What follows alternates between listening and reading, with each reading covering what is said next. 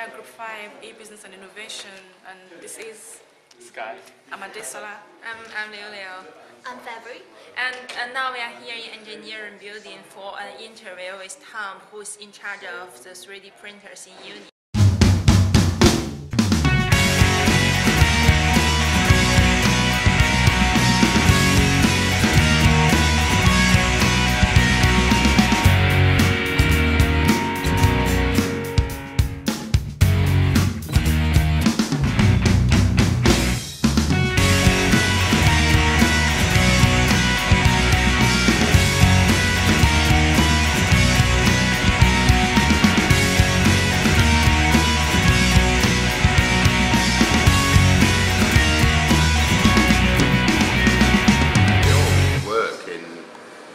Pretty much the same way.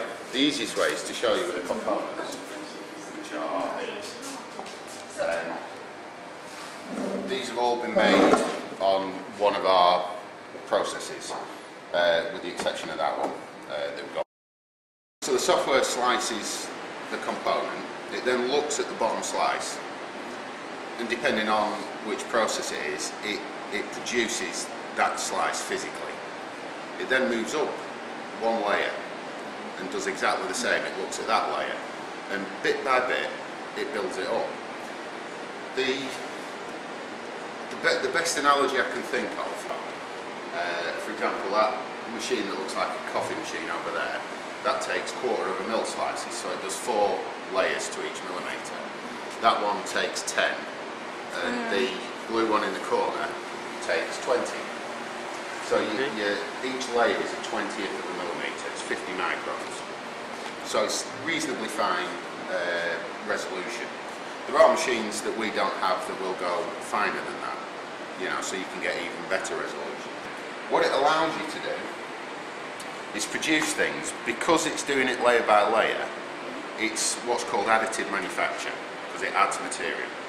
As opposed to traditional manufacture, where you start off with a lump of material, and you take bits away to end up with the shape that you want, or formative, where you deform the material or melt it, like casting or whatever.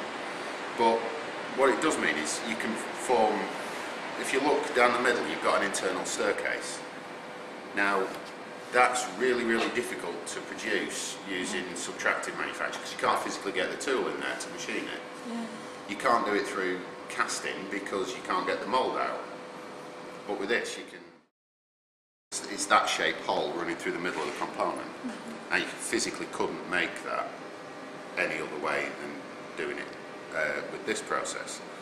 And what you might think, what's the point in a helical hole? But on this particular component, it's an injection mould tool insert, and they run cooling around it, and it actually follows the shape of the component so that it reduces the cycle time, so that they can make more of them every minute. So it subsequently makes them cheaper.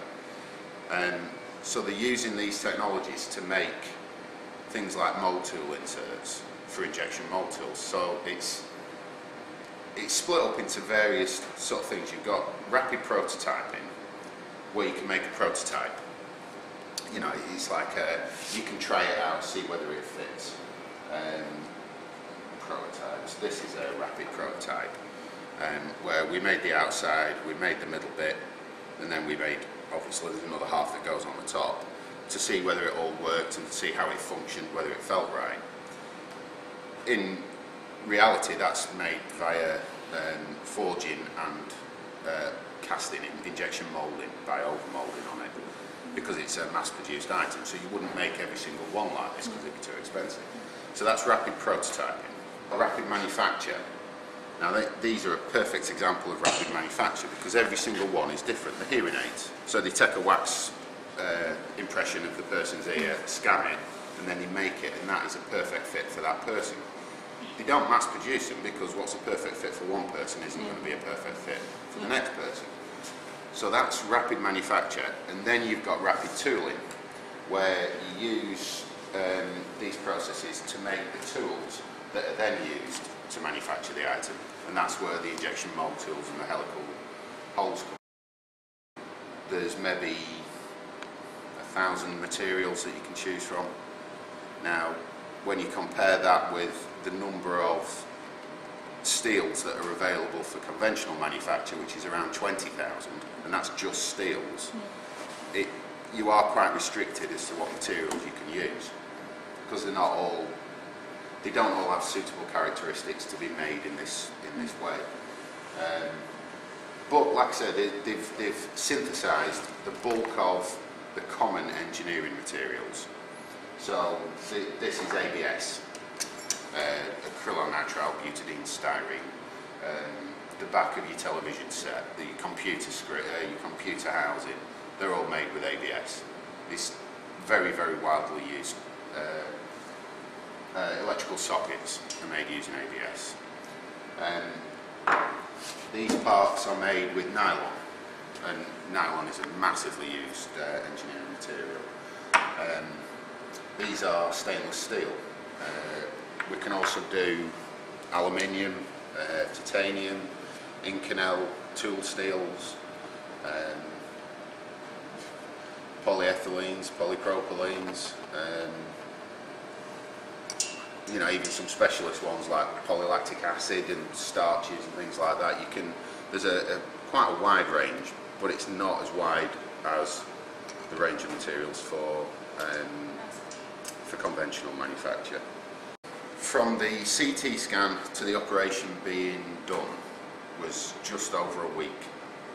Normally it takes about 3 months, you know, for everything to be ready, you know, from when they decide to do it to when they actually finish the operation.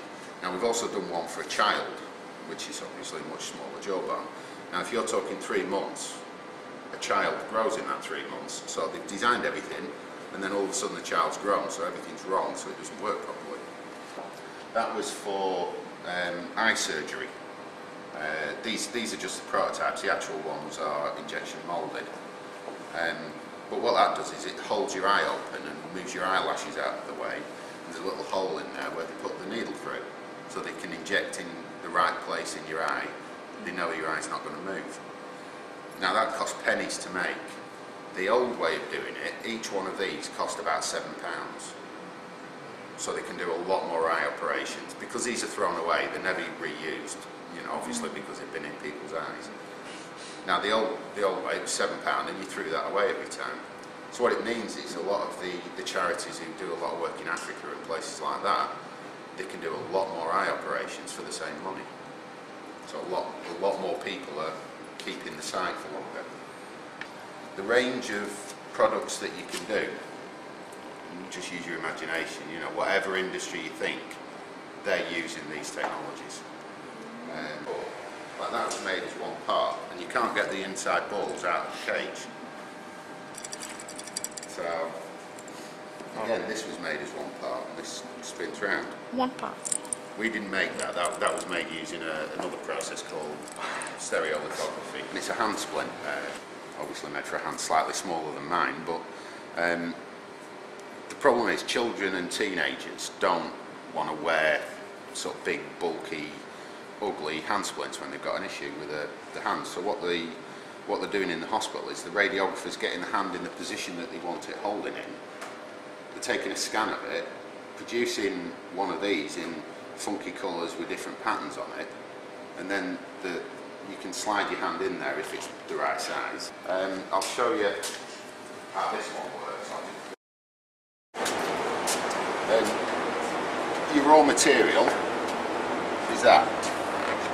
That's what you start out with, which is just, well, it's 80 micron nylon powder, and it's nylon 12. And up there, in this bit here, you've got a laser beam. Now, when it's all warmed up and finished sorting itself out, I'll show you how it works.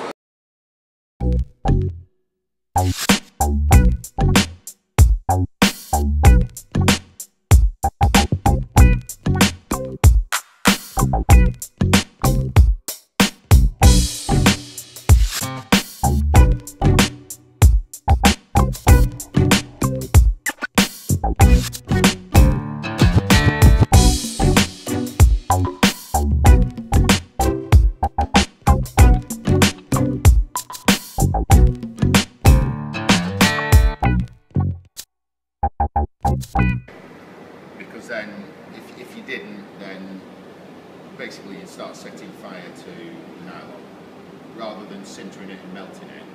Because it's in an inert environment, it can't set fire, and that's where you use the nitrogen. So this is all sealed. This door, it just swings down, it seals it, fills this chamber with nitrogen, and it can start building. Individual, right? And do we need the professional,